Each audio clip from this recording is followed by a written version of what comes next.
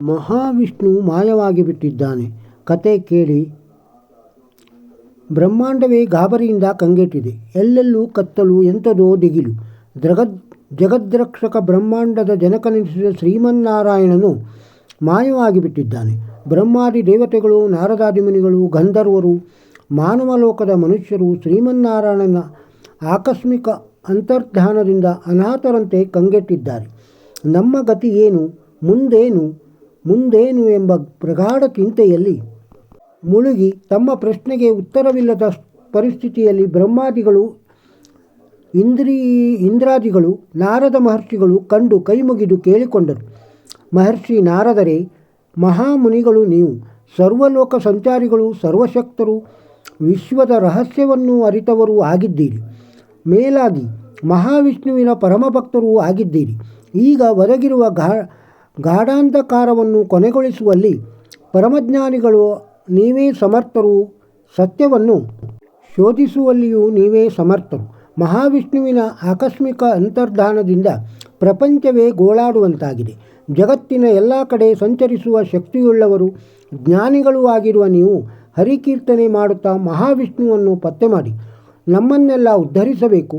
ಜಗತ್ತೇ ಕತ್ತಲಲ್ಲಿ ಮುಳುಗಿ ನಾಶವಾಗುವ ಭೀತಿಯಲ್ಲಿರುವ ನಮಗೆ ಬೆಳಕು ತೋರಿ ರಕ್ಷಣೆ ಮಾಡಿರಿ ಎಂದು ಬೇಡಿಕೊಂಡರು. ದೇವತೆಗಳೆಲ್ಲ ಭಯಭೀತರಾಗಿ ಕಷ್ಟಪಡುತ್ತಿರುವುದನ್ನು ತಿಳಿದು ನಾರದರು ಮನಸ್ಸು ಕರಗಿತು. ದೇವದೇವನು ಮಾಯವಾಗಿದ್ದರ ರಹಸ್ಯ ಏನಿದ್ದೀತು ಎನ್ನುವುದನ್ನು ಅರಿಯಲೇಬೇಕು ಎಂಬ ಶಪಥ ಮಾಡಿ ತನ್ನ ಇದಿರು ಬಂದವರಿಗೆಲ್ಲ ಆಶ್ವಾಸನೆ ನೀಡಿ ಭಗವಂತನ ನಾಮಕೀರ್ತನೆ ಮಾಡುತ್ತಾ ಪರಮಾತ್ಮನ ಶೋಧನೆಗೆ ಸನ್ನದ್ಧರಾದರು. ದೇವತೆಗಳೆಲ್ಲ ಏಕಕಂಠದಿಂದ ನಾರದರಿಗೆ ಜಯವಾಗಲಿ ಎಂದು ಹಾರೈಸುತ್ತಾ ತಮ್ಮ ನೆಲೆಗಳಿಗೆ ತೆರಳಿದರು. ನಾರದರು ಎಲ್ಲಿರುವೆ ಜಗದೊಡೆಯ, ಒಮ್ಮೆ ಕರುಣೆದೋರು ಬಾರೋ ಎಂದು ಹಾಡುತ್ತಾ ಬ್ರಹ್ಮಾಂಡದ ಸುತ್ತೆಲ್ಲ ತಿರುಗಾಡುತ್ತಾ ಬ್ರಹ್ಮತತ್ವದ ಶೋಧನೆಗೆ ಮುಂದಡಿಯಿಟ್ಟರು. ಬ್ರಹ್ಮಾಂಡದ ಭಾಗ್ಯ, ಸಮಸ್ತ ಆತ್ಮಗಳ ಪುಣ್ಯ, ಯಾವುದೋ ಒಂದು ಮೂಲೆಯಲ್ಲಿ ಆಲದ ಮರದಡಿಯಲ್ಲಿ ತೇಜೋಮೂರ್ತಿಯಾದ ಭಗವಂತನು ಗೋಚರಿಸಿದ. ಸಂತೋಷದಿಂದ ಪರವಶರಾದ ನಾರದರು ಗಟ್ಟಿಯಾಗಿ ಭಗವಂತನ ಸ್ತೋತ್ರ ಮಾಡುತ್ತಾ ಪರಬ್ರಹ್ಮನ ಹತ್ತಿರ ಬಂದು ಕಾಪಾಡು ಎಂದು ಪ್ರಾರ್ಥಿಸುತ್ತಾ ಹೀಗೆ ಅರಿಕೆ ಮಾಡಿಕೊಂಡರು. ಓ ಪರಬ್ರಹ್ಮ, ಓ ಪರಮಾತ್ಮ, ನಾನು ಏತಕ್ಕೆ ಬಂದಿದ್ದೇನೆ ಎಂಬುದನ್ನೆಲ್ಲ ನೀನು ಅರಿತಿರುವೆ. ನಮ್ಮ ಸಂಕಷ್ಟಗಳು ಏನು ಎಂಬುದನ್ನು ನೀನು ಅರಿತಿರುವೆ. ದಯಾಮಯನಾದ ನೀನು ಎಲ್ಲ ತಪ್ಪನ್ನು ಕ್ಷಮಿಸಿ ಕಾಪಾಡು ಎಂದು ಭಗವಂತನ ಕಾಲಿಗೆರಗಿ ಬೇಡಿಕೊಂಡರು. ದಯಾಮಯನಾದ ಶ್ರೀಮನ್ನಾರಾಯಣನು ಮಹರ್ಷಿಯನ್ನು ಪ್ರೀತಿಯಿಂದ ಆಲಂಗಿಸಿ, ನಾರದ, ನೀನು ಯಾಕೆ ಬಂದೆ ಎಂಬುದನ್ನು ನಾನು ಅರಿತಿದ್ದೇನೆ. ಪ್ರಪಂಚವನ್ನು ಸೃಷ್ಟಿಸಿದ್ದನಿಂದ ಜೀವರನ್ನು ಅಂಧತಪಸ್ಸಿಗೆ ತಳ್ಳುವ ಒಂದು ತಾಮಸ ಮನೋಧರ್ಮ ಬೆಳೆಯುತ್ತಿದೆ. ಎಲ್ಲರೂ ಜ್ಞಾನವಂತರಾಗಲು ಸಾಧ್ಯವಿಲ್ಲದಿದ್ದರೂ ಒಂದು ಇತಿಮಿತಿಯಲ್ಲಿ ಸಾಗುತ್ತಲಿದ್ದರು. ಆದರೆ ಈಗೀಗ ಒಂದು ಘೋರವಾದ ತಾಮಸ ಸ್ವಭಾವ ಎಲ್ಲರನ್ನೂ ವ್ಯಾಪಿಸಿ ಅಧೋಗತಿಗೆ ತಳ್ಳುತ್ತಿದೆ.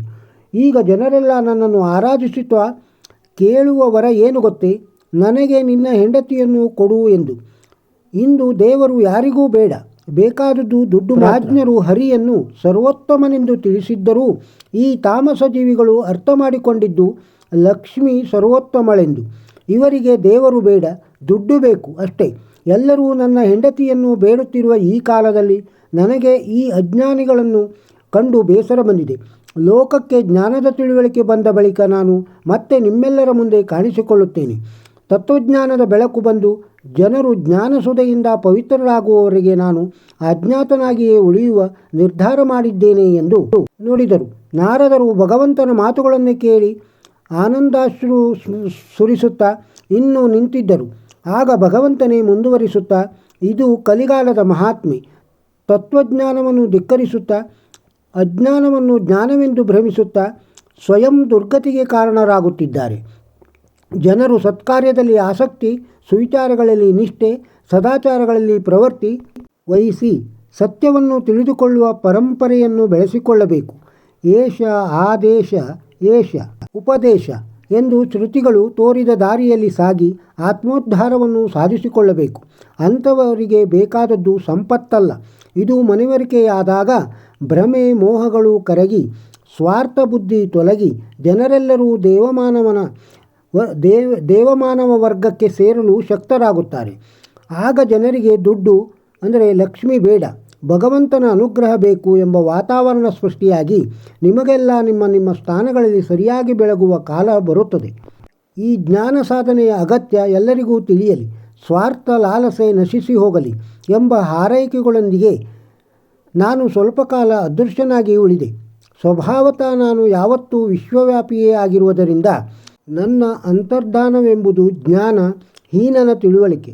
ಇಷ್ಟನ್ನು ಹೇಳಿ ನಾರದರನ್ನು ವಿಷ್ಣು ಕಳುಹಿಸಿಕೊಡುತ್ತಾ, ಇದರಿಂದ ನಿನ್ನ ಉದ್ದೇಶವು ನನ್ನ ಉದ್ದೇಶವು ಸಫಲವಾಯಿತು. ಜಗತ್ತು ಒಂದೇ ಕುಟುಂಬದಂತೆ ಸ್ವಾರ್ಥವನ್ನು ಬಿಟ್ಟು ಸ್ನೇಹದಿಂದ ತತ್ವಜ್ಞಾನದ ಹಾದಿಯಲ್ಲಿ ಕಾಲಿಟ್ಟಾಗ ನಾನು ಎಂದೆಂದೂ ಒಂದೇ ಕುಟುಂಬದಂತೆ ಸ್ವಾರ್ಥವನ್ನು ಬಿಟ್ಟು ಸ್ನೇಹದಿಂದ ತತ್ವಜ್ಞಾನದ ಹಾದಿಯಲ್ಲಿ ಕಾಲಿಟ್ಟಾಗ ನಾನು ಎಂದೆಂದೂ ನಿಮ್ಮ ಜೊತೆ ಇರುತ್ತೇನೆ ಎಂದು ನುಡಿದನು. ಜಗತ್ತನ್ನು ಉದ್ಧರಿಸುವ ಮಂದಹಾಸ ಬೀರಿದನು. ಮಹಾವಿಷ್ಣು ಮಾಯವಾಗಿದ್ದ ಕಥೆಯನ್ನು ಕೇಳಿದರಲ್ಲ, ನಿಮಗೆ ಇಷ್ಟವೆನಿಸಿದರೆ ಒಂದು ಲೈಕ್ ಕೊಡಿ, ಬೇರೆಯವರಿಗೂ ಶೇರ್ ಮಾಡಿ. ನಮ್ಮ ಚಾನಲ್ಗೆ ಇನ್ನೂ ಸಬ್ಸ್ಕ್ರೈಬ್ ಆಗದೇ ಇದ್ದರೆ ಸಬ್ಸ್ಕ್ರೈಬ್ ಆಗಿ. ಇನ್ನೂ ಹೆಚ್ಚಿನ ವಿಡಿಯೋಕ್ಕಾಗಿ ನಿರೀಕ್ಷಿಸಿ. ನಮಸ್ಕಾರ.